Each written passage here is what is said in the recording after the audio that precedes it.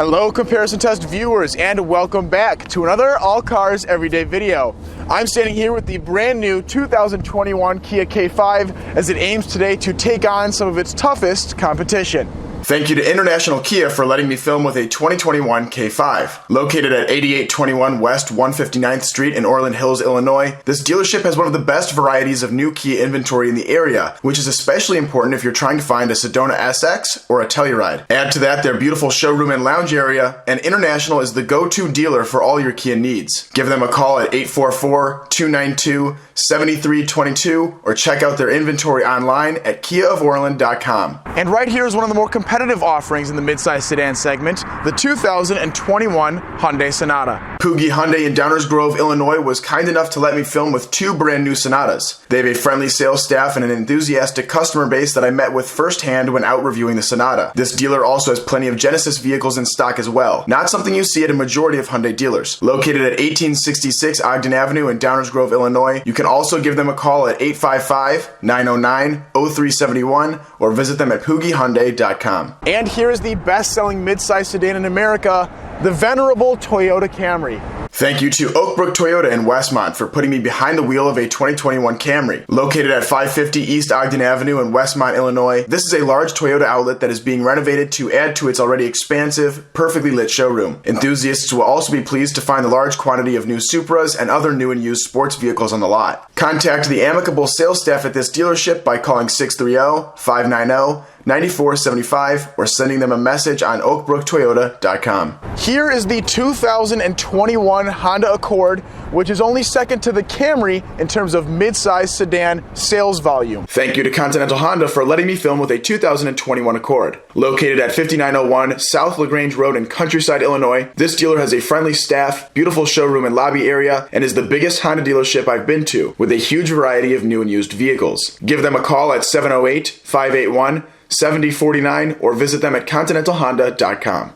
And here is today's final competitor, the 2021 Nissan Altima. I would like to extend a thank you to Carousel Nissan for lending me a 2021 Altima to film with. They're located at 817 Highway 1 West in Iowa City, Iowa, and from my experience, the staff was proactive and extremely helpful. You can check out their new and used inventory on their website at carouselnissan.com, or you can give them a call at 319-208-3334 to be connected with a sales representative.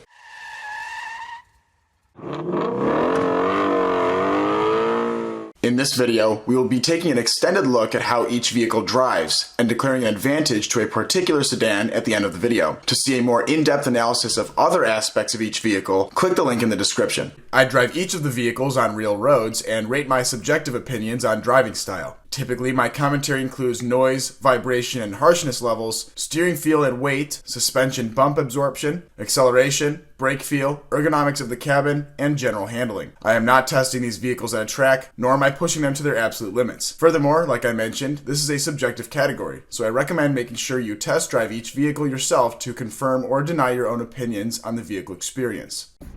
All right, here we are. 2021 Kia K5 EX. This is the nameplate that is replacing the Optima. Essentially, this is the next generation Optima. It was called the K5 in South Korea and other markets previously. Kia wanted to, kind of align the name of this model line, and so now in America, the Optima was reintroduced as this K5, and boy, is it a looker. So we are going to do the driving impressions here. Let's start with visibility. To me, the visibility at the front is maybe a tad bit below average. I think part of this nice, sleek design is the raked windshield, and so I feel like I don't see out as far as I did in, for example, the Accord. I will say the A-pillars are thin and the mirrors are mounted on the door, which allows them to put that little quarter frame for the window, and it really thins up the A-pillar, which is nice as well. So the visibility there in that aspect is good too. And out the side is probably average as well. And then let's go with out the rear, maybe a tad bit below average. You don't really see, it's not as tall as you would want. And that's probably a result, again, of that sloping roofline. So this car is not function over form, but it isn't fully form over function either, as we're going to find out. So it has an automatic steering feature. I've got it set to the minimum distance between me and the car in front of it. Already this system is much better than the one I saw in the 2021 Sedona. I'm gonna try and drive over some lines here. Let's see if it corrects me. Ah, there we go. Okay, so the correction was a little bit, actually an overcorrection, but the thing I want to point out is that it did correct. It saw the line and it corrected, and it's doing a good job of slowing down. As for interior noise, I think the interior is pretty quiet, especially relative to the Sedona that I just drove. It seems to me a little bit quieter than the Sonatas, although I haven't done an acceleration test yet, so we'll see how that works. Let's test it on this solid orange, if it'll correct me. So it's not correcting me there, but it is, obviously you can hear it beeping at me saying, hey, you know, stop going over the line. Although I wish it would maybe steer me back over a little bit, because the beeping, if you really wanted to, you could ignore it. As for comfort, I feel like the seats are a little bit hard, but comfortable. And this car allows me to sit in the car instead of on top of it, which is one of my biggest pet peeves. I feel like I'm in the car. The belt line of the car is almost up to my shoulder, which is not something that I can typically say about a lot of vehicles. And so I like to sit in them. I know a lot of Americans like to sit on them. And of course, I'm sure you can adjust the seat for it to be higher, but I'm also glad you can adjust the seat for it to be this low. It's got a good, nice, solid armrest here for my entire arm. Good brakes, good brakes. Like in the Sedona, they could use maybe 10% more pushback on the pedal, but I mean, these are 8.5, 9 out of 10 brakes, really. Speaking of 8.5, 9 out of 10, let's talk about this interior. Boy, does it look good. All right, let's accelerate. Oh, wow, this thing feels quick. I was just about to say it feels like the Sonata. Of course it feels like the Sonata. This thing is essentially the same engine and transmission combination as the Sonata that I tested. It feels quick. It feels about as quick as the Sonata. The engine noise doesn't get in the cabin as much as it did in the Sonata, and probably as much as it did in the Accord or the Camry. So this actually might be the quietest car that I've driven of the midsize sedans so far. It seems very quiet in here, almost luxurious. And the engine note is a nice growl, kind of like it was in the Sonata as well. So I can appreciate that. Tire noise is almost non-existent. Wind noise is kept to a minimum as well. This car is very quiet. The modes are for driving smart, normal, sport, and then custom. We are going to put it in sport because I felt like the transmission was very quick to upshift. It would skip 3 gears in the first 10, 15 miles an hour of travel. So from a stoplight, I get up to 20 miles an hour, it's already in third going on fourth. And that's probably in the name of fuel economy, but I don't appreciate it as much. So what we are going to do is put it in sport and see if the transmission will hesitate to upshift like that. The car is certainly quick. You won't be really wanting for power. That being said, if you want the fastest midsize sedan, sort of, you know, in these similar trims and engines, that is definitely the Accord, and it's not even close. The Accord felt like a fast car to me, whereas this, I feel like, hey, you know, this is getting going to speed, almost like the Sonata or the Camry. But the Accord, I mean, it really puts the power down. All right, one thing I do want to point out, Kia does a good job tuning their sport modes, because now that I'm in sport mode, you can hear that the transmission isn't upshifting immediately, which is nice. And also it felt very quick. This engine, this 1.6, is tuned for low-end grunt. Torque at low RPM, which is good for city driving and maneuvers like that, where I'm doing a passing maneuver. So though the car may not be as powerful or as quick as the Accord, they've tuned the transmission and the engine to respond in a way that makes it feel quicker in the situations that you're most likely to be using it, which is arguably more important than just tuning for a quick vehicle. Because in that situation, this felt like the fastest car. It felt even faster than the Accord, just in that situation where I needed to pass someone in maybe a 30 to 50 or a 40 to 60 manner, which is really important. And that was in sport mode. I would say that the other modes aren't quite as impressive in terms of acceleration, but again, that's what the sport mode is for, if you want that impressive acceleration. So we're going to put it back in normal and keep it in normal for the rest of the drive. See how quick it's shifting before 4 every time, despite me asking for more power in normal, which, I mean, that's fine. If you don't want that, put it in sport. That's the whole point. But just interesting to point out. The suspension is pretty well damped. It's not flinty. It doesn't bounce over anything. but I would say that it doesn't make much noise either. But when you do go over a bump, you don't hear it. The car doesn't get upset by it, but I would say that you can maybe feel it a tad bit more than, say, the Camry or maybe even the Accord. You might feel a little bit more, but it's not a defining characteristic of the suspension, if you will. Once you get it past, hear that? Once it's past 4,000, it gets a little bit raspier, which is fine. Maybe that's why they tuned that normal mode to go that way, because it was shifting constantly between 3 and 4, and maybe that's because they didn't want you to get to that upper echelon of the rev range where things get a little bit louder and maybe a little bit more unseemly. But under 4, which is where this car always wants to sit most of the time. Again, this is very quiet. That rattling you hear over there is just a temporary tag. That's no flaw of the car. That turning radius, though, was pretty good. Pretty much in line with the rest of the segment. Nothing to write home about, but certainly nothing to complain about either. It's a very good turning radius. The auto hold system works pretty well. It's actually got a little bit of a noise when you come off the brake. It almost not a farting noise, but not a farting noise. Also, another system that I found to be pretty useful, actually, when typically I don't find these systems useful, was it alerted me that the leading car was driving away, which means that I'm sitting at a stoplight, not paying attention, looking out the window or whatever, and it bings at me that the car was driving away. And sometimes they respond too late, to the point where I'm either already getting a horn or I've already deemed that, hey, that was too late. You should have been going, myself to myself. Whereas this one, it reacted the way I would have wanted to react if I had been paying attention, to the point where it binged at me and I was like, oh, hey, this is the perfect time. This is literally when I would have started driving if I had been paying better attention. So that was interesting. But let's test the suspension here. It leans more than I want it to. I was hoping it wouldn't lean so much. The steering is good. The steering is the perfect weight.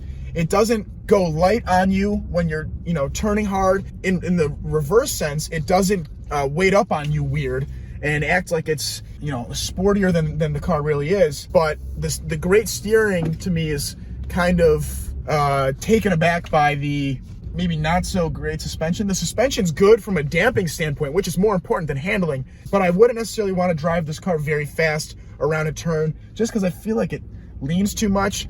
And also the seats maybe could use a little bit more bolstering. I feel like I'm doing a lot of work with my abdomen to try, keep me located in this seat here. Other than that, though, very competent driving experience. This is probably the best Kia I've driven to date. All right, so here I am in the 2021 Hyundai Sonata SEL Plus with the 1.6T. The Sonata is not offered an all-wheel drive, as some of its competitors like the Camry and Altima are starting to do, but I can see that in the future. So I don't know if you can hear it through the phone, but it's got quite the nice growl to it. But I guess nice, of course, is a subjective term. Maybe you don't like the way that it growls. I like the way it growls. We are going to put this guy in sport right off the bat, just so I don't forget to test the sport mode like I always do. So that's quick. That's pretty quick for a mid-size sedan. Until I'm driving the Camry and Accord and Altima this year, as far as I can tell, this thing is extremely quick. Let's test the brakes here. Good brakes. Okay, that might be excessively quick. So let's start with visibility. Visibility out the front is pretty good. I'm sitting low in the seat, which is the way that I like to sit in the seat. I like a lower seating position. I want to sit in the car, not on top of it. And I get that most Americans want to sit on top, like an SUV. And of course, you can move the seat up. You can sit on top of it. But I feel like this one really lets me sit in it, which is very nice. So I'm seeing a little bit less toward the ground. If I want to sit up higher, I could, but then the top impedes a little bit. The side windows are actually, I would say, better in relation to what I'm seeing at the front. The front is fine, don't get me wrong. Pretty thin A-pillars too, but the side windows are really nice, and there's a lot of glass there. You can see out the side really well. Out the back, it's mediocre.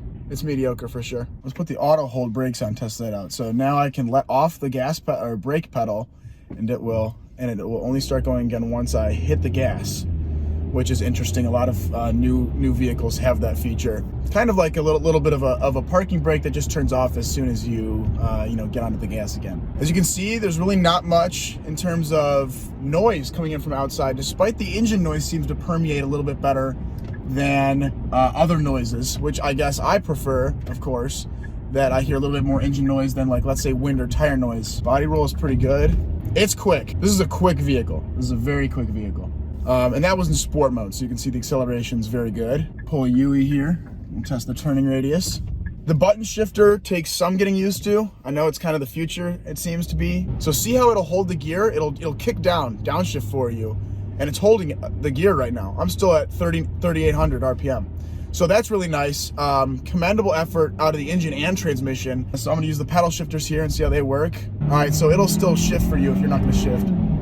So I'm not a big fan of the paddle shifters in the sport mode, only because they upshift for you on the drop of a dime. It's like they don't even give me the chance to upshift myself. Turning radius is very tight. I love the seats. The seats are really nice. I would say, I think the bolstering comes in a little aggressively up toward my shoulders, but it's good around my stomach. The steering is a very good weight. I think it could use a better dead spot on center. It's a quick rack, so it feels a little twitchy to me when I'm driving. I think that once you get up to speed, like maybe 70 on the highway, that could result in a little bit of getting tired as you're sitting there constantly correcting the steering as it's ping-ponging between the lanes a little bit, you know? The suspension seemed to be cornering pretty flat to me. I also think it handles bumps pretty well, but you could hear them a little bit. So you can hear the bumps come through the suspension. You don't feel them as much though. And that's pretty characteristic of a mid-size car, right?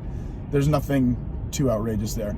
So now I'm testing the lane centering ability, and it's pretty good. It's better than a lot of the lane centering that I've seen in other vehicles. It doesn't ping pong me around as much. So as I pull back in here, it does not send the car back and forth in the lane a bunch, which is really nice. And it really keeps you pretty good in center between the lane, and then as soon as you hit, you know, the lane markers without the turn signal on, it kind of gently puts you back in, and it wasn't screaming at me to pay attention. Now that can be determined as a good thing or a bad thing, of course, but in this case, that prevention system was pretty good. One thing I do want to say that I don't appreciate a lot is the parking brake will remain on unless I put my seatbelt in. This was kind of a problem when I had to maneuver the car around a lot for filming, just because I needed to pop in and adjust it in relation to, you know, the lighting and stuff. And it was tough to have to come in and seatbelt myself in just for a 7-second little, you know, shimmy. And again, you know, most times you're driving the car, obviously you just put the seatbelt on when you get in, you take off, and it's not a big deal. But I guess in that sense, it was very annoying, and it would not let me put the parking brake off unless I put the seatbelt on, which was actually counterproductive to what I was trying to do. So that was a little frustrating, but I don't think that will affect your day-to-day as much as, you know, the strange circumstances that I had it in. The button shifter, like I mentioned, it takes a little bit of getting used to. To me, it feels like in this car, you really have to push the brake in, press the gear, and really like almost wait a half beat for it to engage the gear. Whereas I feel like in other cars with a more traditional shifter, I can kind of throw it around a little bit. Now, maybe that's to protect the life of the transmission or something like that. But being in this car feels very luxurious. It feels more luxurious than I would say sitting in other cars in this price range would, especially when they're sedans. So that is definitely a big merit of this vehicle. I feel like I'm driving something more advanced than its, you know, $30,000 price tag would suggest. All right, here we are in the 2021 Toyota Camry. Here's a pro driving tip. Don't try to adjust the steering column when you're trying to turn or drive. I would consider doing it when you're stopped. Unfortunately, I didn't consider that long enough. It's a pretty quick steering rack, actually, I feel like. It's pretty quick. It responds to direction quicker than I feel like a lot of other racks. So steering's pretty good. It's an appropriate boosting level. The weight is pretty good. I guess that's sort of the same thing. And I could use it to maybe weight up a little bit more the more I turn the wheel, just so, you know, I'm getting that feedback from the suspension about where the car is at in terms of its ability. That way I'm getting that feedback through my hands about, you know, knowing where the vehicle is dynamically on the road. It can maybe use a little bit more, but it's pretty good because it doesn't just go light when I turn the wheel all the way and stuff like that, which is the thing that you want to avoid if you want a dynamically good car. Now, this model in particular is the all-wheel drive version. Because I live in Illinois in the winter, naturally there's not going to be a lot of front-wheel drive Camrys available on the lots. This was the only XLE available to film, and it was all-wheel drive. This XLE also has a couple features that aren't standard on the XLE. They're part of an options package, which is the heated steering wheel, which I'm using right now, and it's pretty nice. So it might be worth the extra spend, as well as the all-wheel drive, like I just mentioned, and this bigger infotainment screen with the navigation unit is also part of the options package here. I'm going to set the radar cruise control. So I just tested the system in the 2021 Sienna, and so let's see how this does. All right, so we are still accelerating up to a red light, but the car doesn't know yet. There we go, now it knows. Brake, brake, brake, brake, brake, brake, brake, brake, brake, brake, brake, brake, brake. Okay, that was pretty good. It's a little bit harder of a stop than I would have done because the car can't read that the car two in front of me is braking. So I know that's going to happen. This doesn't. And that is not a ding against the Toyota system. That is just a ding against these systems in general. The Toyota system operates virtually just like most other manufacturers. Now, the one that I'm in now will not accelerate off of a red light, whereas in the Sienna, the new 2021 Sienna, it did. Instead, it just flashes a little outline of a graphic of a car in front of me to say, hey, I think the car in front of you is moving, but it won't accelerate past that. You have to be the one to take your foot off the brake and get going. Visibility out the front is not as good as some of the other cars. It's not bad visibility by any means, but it's not as good as some of the other midsize sedans. I personally like to sit lower in the car, and so that may be partially on me as well. But the hood is taking up quite some space in front of me. I can see pretty high up, but not as far down as I would like. So we're gonna move my seat up, but you see the issue is now my head is hitting so like this would be the maximum height I could get, right? Now I see less at the top, I see more at the bottom, but this ultimately is still a thinner viewing window than in other cars. Out the side is fine, but again, it's bigger in the Honda for sure. And out the rear is actually pretty good. Out the rear is very wide. I feel like in other cars, back there you get this, you maybe get tall, but you never get really wide. And I actually do feel like out back is pretty wide. I get a good wide angle of that.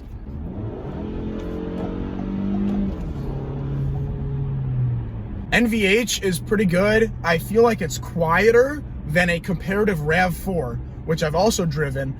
It's quieter than the Sonata for sure. It's probably about the same as the Altima, and it's probably quieter than the Accord under full acceleration. There's a difference between just driving around noise, between cars passing, wind noise, tire noise, and a difference between full throttle acceleration noise. I feel like full throttle acceleration noise is actually more subdued in this car than in, say, the RAV4 actually, or even the Accord. All right, so I've just evaluated the acceleration there very quickly. It takes a half second for it to know what to do when you really get on the gas. It takes literally like a half second, like one with the, and then it will take off on you. And again, this one felt faster to me than the Altima. Not as fast as the Accord, not as fast as the Sonata, but it's probably realistically about the same speed as the Sonata. The Sonata just let in more engine noise, so it felt faster. But also, this one is the all-wheel drive version, like the Altima was that I tested for this comparison. And so all-wheel drive is probably going to add weight to the system, which will then in turn actually result in a slower acceleration time. So it's not a truly fair evaluation of the front-wheel drive car, how fast it would be in relation to the front-wheel drive Accord that I tested. But the all-wheel drive Camry at least feels faster than the all-wheel drive Altima, because those are the two that I ended up testing for this comparison. Not a ton of suspension roll, really, right there. It kept pretty flat. One thing I do want to say though, the steering wheel does not unwind like fast enough. Like the steering wheel is not aggressive enough to unwind.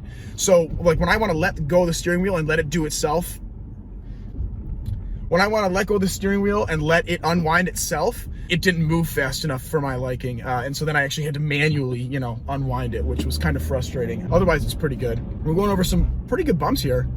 And the Camry seems to be floating over them. Potentially the best of any car, midsize sedan, I should say, that I've tested yet. I think this has the most well-damped suspension of the midsize sedans that I've tested so far. I think it absorbs the bumps really well, and I don't think a lot gets into the cabin. Remember in the Altima, I think you could hear, or maybe it wasn't the Altima, but you could hear it coming out of the rear suspension. Good brakes. These ones feel a little bit like the Altimas to me, in that there's not enough pushback, which is strange because I just had really good ones in the 2021 Sienna, and I thought I had great ones in the gas RAV4 as well. Whereas these are good. They stop the car appropriate, as usual. They don't bite too much at the beginning. They don't bite not enough at the beginning.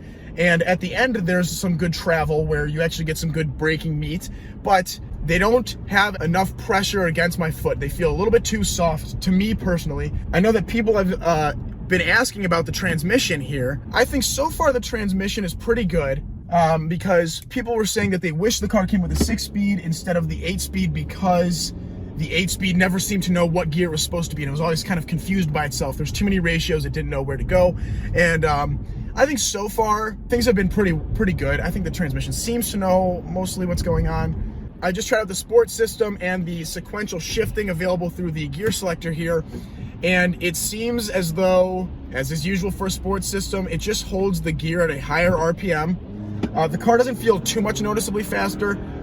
See, I'm in normal right now, and it feels just as fast. Even though I have the ability to shift with this sequential mode in the shifter, it really just kind of picks what gear it wants you to be in. I will say that when you mat the throttle and the car needs to jump 2 gears, it does take a half second. It'll drop 1 gear, and then it'll drop 2 gears when it realizes it needs to be down 2 gears. So if that's what people are talking about when they're saying it doesn't seem like it knows what gear it's supposed to be in, then in that case I could see your point, because really you should just drop 2 cogs like that. You shouldn't have to take 1 step and then another. So in that case, I guess I get it. That being said though, I have noticed it downshifts for me every time pretty much. So that is not something that I have to complain about. Comfort in this vehicle, it's not as well bolstered as the Honda. The Honda had more aggressive side bolsters to really keep you in your seat more, but that may be better for bigger individuals. It's good for my size. I'm 5'10", 170. So this is still pretty good for my size, and it was really good in the Accord when the Accord had that, stiffer side bolsters.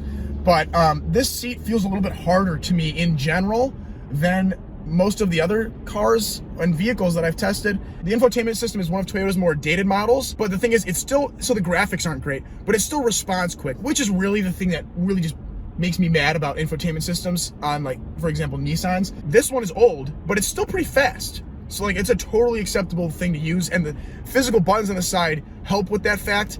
If you've got a touchscreen that's not responding as well as you want it to, having these 8 buttons on the side as well as a physical volume and tuning knob also really helps out. So I would say the infotainment system is average at worst and functionally very useful at best. So that is helpful. Though I think the Camry at some point will be getting Toyota's newer infotainment system with the better graphics like I just experienced in the 2021 Sienna. I also want to point out that I think the interior of this vehicle is much nicer looking stylistically in person than it is on video or picture.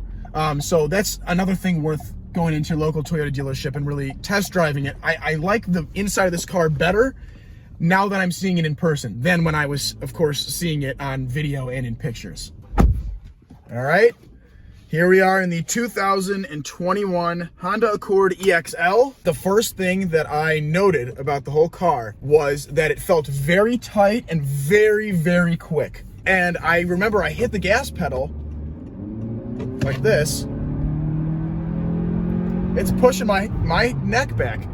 Anyway, I hit the gas pedal and automatically I was like, wow, this thing feels quick. I remember that this 1.5T Accord is the fastest in the segment with the base engine that comes in the cars, essentially. The one, or at least at this trim level, it's the fastest in the segment at the $30,000-ish price point, without stepping up to the more powerful Turbo 4s, or I think some cars still have 6 cylinders. Maybe they don't.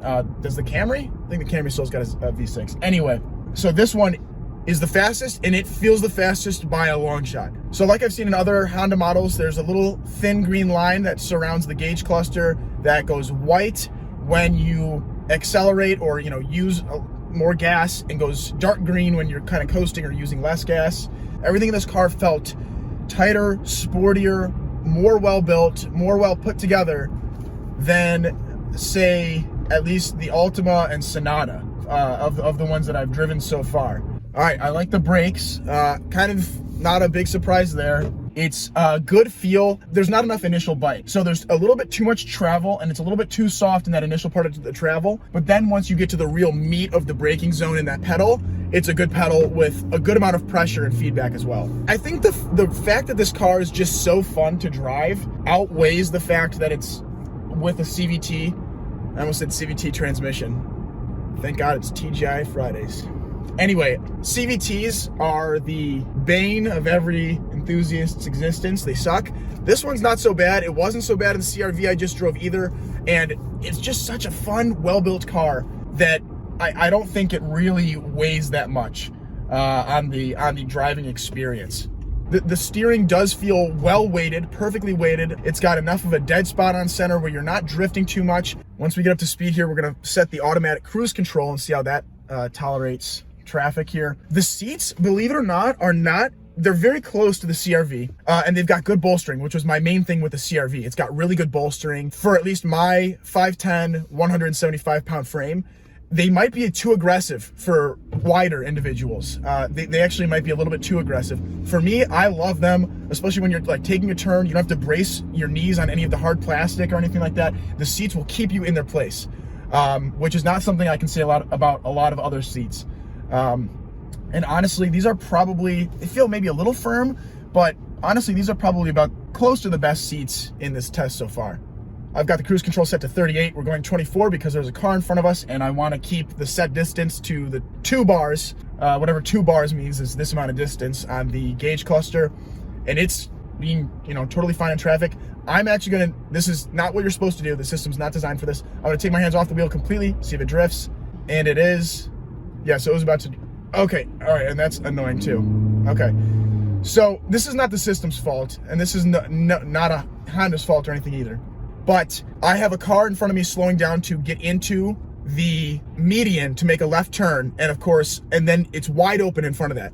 And the car, of course, wants to slow down to that car's speed, even though they're in the process of getting out of my way. It was just an interesting situation. I'm sure it works much better on the highway, but we will turn that off. I've found in other vehicles, like the CR-V, for example, the lane keeping system only works, not when it wants to. It doesn't work as well with orange lines, and it works really well with very defined white lines. So I would say it's, of the Toyotas and Nissans and Subarus that I've sort of been testing so far, it's kind of the worst lane keeping system I've come across. It's very picky, but the automatic cruise control works pretty well. So we're gonna put this thing to its minimum possible setting for the automatic cruise control and see how that works. I want to see if it accelerates away from a stop, because that would also confirm whether this system's able to do that. Okay, so I don't think it is. I don't think it can do that. What it does do is flash a little thing on the dash saying, hey, by the way, I think the car in front of you has moved. Time to hit the gas. So, I mean, I guess just pay attention to the road instead of, letting it do that for you. It's good body motions. I feel like you don't get as much feel out of the steering wheel as I want, or it doesn't weight up. There's something a little off about it when you're deep into a turn. It isn't so confidence inspiring because it doesn't weight up naturally the way I would expect it to. It kind of just stays the same weight, which is tough. So we're gonna go see if we can find some bumpy roads to test the suspension here, because we know the brakes, the steering, the acceleration are all almost at a minimum 8 out of 10, but the suspension hasn't gone over anything too absurd yet. So we're gonna try and find some potholes. This is the Chicagoland area. That shouldn't be too hard, but yet I am struggling somehow to find a rough road where I'm at. I'm also putting it in sport mode. Sport mode in Hondas, as it is in other cars, really just means the CVT is gonna hold a higher RPM. There's no ability to change gears yourself. This thing is fast, dude. I mean, we've established that, right? But it is a quick vehicle. And I've never tested in sport mode, so I just wanted to try right there. I think it's a little bit more stiffly sprung than like the Camry will be. The Sonata, probably the Sonata as well. It's just got a little bit more bounce to it. Engine noise and outside noise is also pretty muted. So the Accord is not yet offered an all-wheel drive. I don't know if it ever will be. Now this one came out in 2018. Since then, both the Camry and the Optima, or K5, however you want to look at it, have also added all-wheel drive in some respect, and I believe the Altima did not have it before 2018 either. Is that when this car came out? So anyway, it's actually getting pretty close to being due for an update, believe it or not. But still feels pretty fresh to me. This is probably toward the top of the segment in my opinion. Let's talk about visibility. So visibility out the front is pretty good. I would say it's average, if not above average. There's a thin A-pillar, which is nice. Out the side windows also is pretty good, to be honest. And then out the rear, also pretty good. It's got a pretty low trunk lid because of that sloping roof line. So you'd think that might hinder some of the visibility from the top end, but really it actually maybe makes it bigger, the rear window bigger, because the trunk lid is actually lower. So you can see more out the back, which especially aids in, for example, parallel parking. A little bit of a puddle there, if I do say so myself. Yeah, so I guess the bumps don't feel like they're coming into the cabin. Maybe I'm hearing them. I'm not so great at evaluating suspensions yet. A lot of them feel the same. Engines, steering, brake pedals, Those all feel very different. So far, these suspensions are feeling pretty similar. Now, I guess you do get a little bit more bounce than like I think I did in the Altima, for example. But even the Altima was a little bouncy. The reverse camera leaves a little bit to be desired. It's just not very like super high quality. So a big difference between the CR-V that I just drove and this Accord was the CR-V had probably on the worst end of infotainment systems in terms of response and just usability. There was no tune scroll knob. You had to like tap the screen. There was a volume knob, fortunately, but getting through the menus was kind of difficult, and it was slow, which is the thing that really kind of aggravated me. This one is quick. Getting the Apple CarPlay is quick and useful. Everything responds pretty much almost as fast as my iPhone. The colors are nice. It's much more updated. So I really think the CR-V could use this. But that is one difference, especially even amongst the same manufacturer. This infotainment system is actually toward the top of the class, maybe second only to like General Motors, Chevy. We won't even say General Motors. Chevy infotainment systems. And sorry, there's people pulling ridiculous maneuvers on me. But this infotainment system is very good, toward the top of the class. So it's just interesting to see that one manufacturer has two different types of infotainment systems. One's great, one is really not great. It feels the sportiest to me. It's definitely the quickest. The Sonata felt the quickest to me only because the engine was such a growly engine note, and it was kind of getting into the cabin. This one's much more muted, if appropriate. NVH doesn't get into the cabin as much as in that car, but I mean, you can actually feel it physically in your neck. You can feel that the car is accelerating much quicker than the other entries. But besides how quick it is and how much I really do enjoy actually driving this car, you know, final parting thoughts. I think this is a great car. This would be toward the top of the segment. I would buy this over a lot of the contenders in this comparison. I won't name names specifically, but this one is toward the top for sure. All right, and we're off in the 2021 Nissan Altima SL. The one I'm driving today, I would like to point out, is the all-wheel drive version. Because I live in the snow belt, this is the volume model. Even as a midsize sedan, people still want all-wheel drive.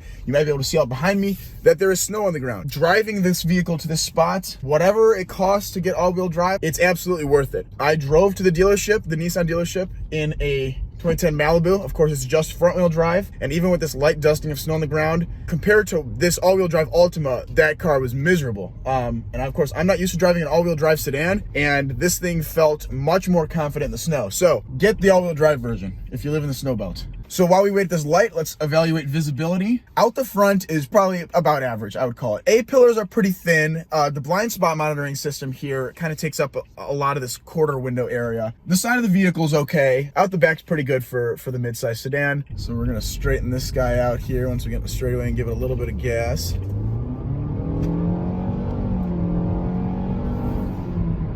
And again, I do want to mention, this is the all-wheel drive version. It's going to be bordering on significantly slower than the front-wheel drive version because of the added weight. I think they make the same power, and of course, you add weight from the all-wheel drive system, it's going to be slower. Off the bat, this car felt slower to me than the Sonata, which, you know, that would make sense because of all-wheel drive. But I actually like the transmission, which is strange because I feel like when I've had rental Nissans in the past, they've been, I didn't love it. You know, it's got some pickup. It's got some pickup, and it is faking the shift because this is a CVT transmission, so it's faking it. Usually I don't like that, but this one really fakes it. Whereas like in other cars, it gets this little blip on the tach. I mean, this one, it acts like it shifts. This could do a convincing job of being a regular automatic to me. And that would kind of make sense. Nissan has been the purveyor of CVTs kind of since they hit the scene, you know, somewhat recently, in like the last 10 years or so.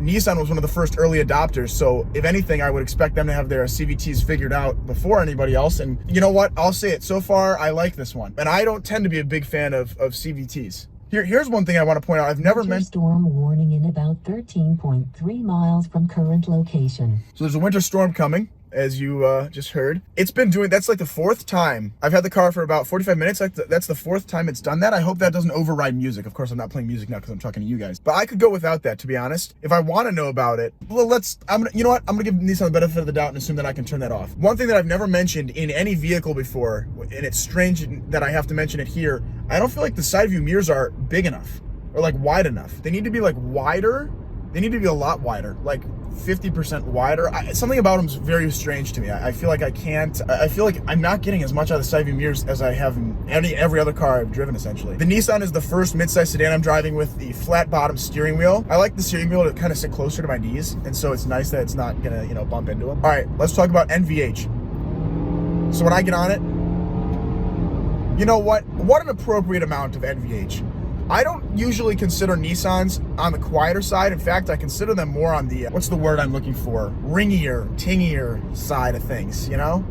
But this one's really good. I would say it lets in less engine noise than the Sonata, so if that's really important to you, under hard acceleration, it lets under normal acceleration, it feels pretty much the same. I would say that there's a little bit of vibration coming through the car, the seat, it feels like. Not the wheel so much. Noise is very good. There's not much noise coming out of the car, or into the cabin, I should say. There's not much noise coming into the cabin. And even under hard acceleration, there's still not a lot of noise coming into the cabin. So that's really nice if you like a quiet car. But it does feel a little bit jittery to me. And I'm wondering if this may be a model specific, or not model. I'm wondering if this may be a VIN specific thing, as in like this specific car. I'm wondering if it's got a little bit of a vibration or something. I'm not sure if this is unique to this car or all Altimas. So we're gonna bring it back to our rough roads here. See how the suspension does. Wow, yeah, this is good. I mean, this is a really good. You guys are seeing the camera shake so much, and that's because these are very, very rough roads. That's why I'm taking them slow and all that. And you can't hear it. Oh, you hear it a little bit. You don't hear anything out of the front, but the back crashes a little bit. Back crashes a little bit over bumps, and literally these are some of the worst roads you can drive on. So this is again a very well performing car. It seems a little bit more stiffly sprung than some of the other cars I've tested, but just barely. It's not stiffly sprung enough to, you know, say like, okay, this suspension is, you know, bouncing me around too much. I would prefer a different car. It's totally fine. I would just say it's a little bit more stiffly sprung than some other cars. This is good. This is good steering. It's got enough of a dead spot in the middle where I don't have to be making constant corrections, but also once I move away from that dead center, the car moves pretty fast. Okay, so it actually let me get pretty far over the line. The first time I did it, I would say it let me get too far over the line before it corrected me. Okay, so it slows you down weird. I turned on Pro Pilot Assist that I turned on. It's the active steer and all that. It was loud and it vibrates the wheel. Other cars vibrate the wheel. This one was, I didn't like it. I didn't like the way it was strange. And it slows down the car, not enough to like cause a problem behind me. Like if it slows down the car too quick. But in other cars, when I'm drifting over the line, it will simply say, it'll beep at me and maybe steer me back, but it doesn't slow the car down and it doesn't do this vibrating of the wheel. So I don't personally like it vibrating the wheel. If it wants to steer back, that's fine. I don't want it to go to vibrate my wheel though so much. To be fair, it makes you pay attention immediately. You're not gonna float over a line and then just be able to keep floating over the line. Whereas in like the Sonata, it will beep at you, or some Toyotas, they'll beep at you and they'll steer you back. But I mean, if you're really not paying attention, you could kind of override the steering and kind of ignore the beeping if you got the music loud or so something like that. So I mean, there's no ignoring the fact that you're going over the line in the Nissan here, but I don't like how it slows you down, and I feel like it reacts just a tad late to me going over the line. Like I would say the wheel is bordering on over the line when this car is reacting to, you know, me being over there. The brake pedal is just like, it's good. Initial bite is good. It slows the car down well. The only thing I don't, if I would like it to be a little bit harder. It's not soft in the way that other brake pedals are like squishy or soft. I just like it to give me more against my foot. Like I want my foot to know, hey, I'm really pressing this brake pedal. Whereas in this one, you press it, you're slowing down, it goes at the exact appropriate rate, etc. The tough part about it is that I just want a little bit more in terms of almost resistance against my foot. I want more resistance, I guess I should say. The Altima feels a little bit slower to me than like the Sonata, for example. I think part of that, of course, is this is the all-wheel drive Altima. Of course, it's going to be slower. But the other thing is that Hyundai lets in more engine noise, and it's got, I wouldn't say a better engine note, but a more aggressive engine note, like a more growly engine note, like "Arr." And so it makes the whole vehicle just seem quicker. Okay, so it is slowing me down and speeding me up. I'm following this Cadillac DTS, It is slowing down and speeding up. Let's see if it keeps the same distance. Let's see how consistent this distance is. I've got it at the maximum distance set right now. I'm gonna take my hands off the wheel and we're gonna see. Oh, it's fully steering for me around this bend. Okay, now it's ping-ponging. So it's keeping me between the lanes. Okay, now it's accelerating toward a red light, so we're gonna stop that. ProPilot has been the best autonomous system that I have run so far. The car was going around a curve and it was steering by itself. It wasn't yelling at me to put my hands on the wheel, although it was doing really well, and then it started ping-ponging. But I am going to see. Okay, so now we're coming up to a red light and the car is slowing down for me completely, and it's coming to a pretty reasonable stop behind this Cadillac here. Okay, and now it's accelerating for me too slowly. It's accelerating too slow. I have not touched the gas nor the brake nor the steering wheel in the last, I don't know, 15 seconds.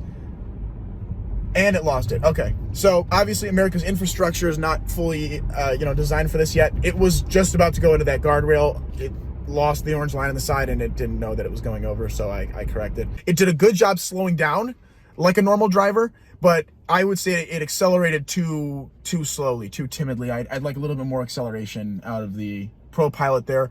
But I mean, for a car that doesn't cost so much money, that's a pretty advanced system, and it worked 75% as advertised. I mean, it generally knows when you're going over the lines. It can follow somebody very well. That was something it did really well. It could slow down to a stop pretty well. Acceleration and maintaining the lane could potentially used to be better, but besides that, this is a very, very solid car. There are no complaints for me really about any particular part of this vehicle besides the infotainment screen is slow and old and really needs an update. I mean, it's bordering on one of the worst ones I've used. Besides that, this is a pretty solid car for the price. Now, if this was costing Honda Accord EXL money, I would be expecting, quite a bit more. But this is a very solid car from a dynamic standpoint. I mean, the brakes are, let's call it a 7 out of 10, steering 8 out of 10, just lacking some feel. The weight is really good. Visibility is like a 7.5, 8 out of 10. I mean, this car is a very solid offering. The fact that I haven't been complaining about the CVT, it's kind of been a part of the background. It's doing a really good job fake shifting, and I usually don't even like fake shifting. I mean, really, this is impressive. This is more car than I thought I would get when I'm driving this around. Seriously. In this category, the Accord gets the advantage. I thought it was the most buttoned up with no significant low points in the engine, transmission, or suspension components of the test. The Kia gets points for its sports system tuning, responsive infotainment system, and NVH levels. The Camry gets points for comfort and NVH, the Altima gets points for its active safety and technology, and the Sonata mimics the K5 pretty closely, all while feeling more premium inside. All that being said, the Accord is on a different level dynamically, and if one of your top considerations is how a vehicle drives, I implore you to test drive the Accord before making a final decision. That's it for this video. If you want to see a much more in-depth analysis of the other aspects of each of these cars, like price, features, fuel economy, reliability, and more, click the link in the description to see that video.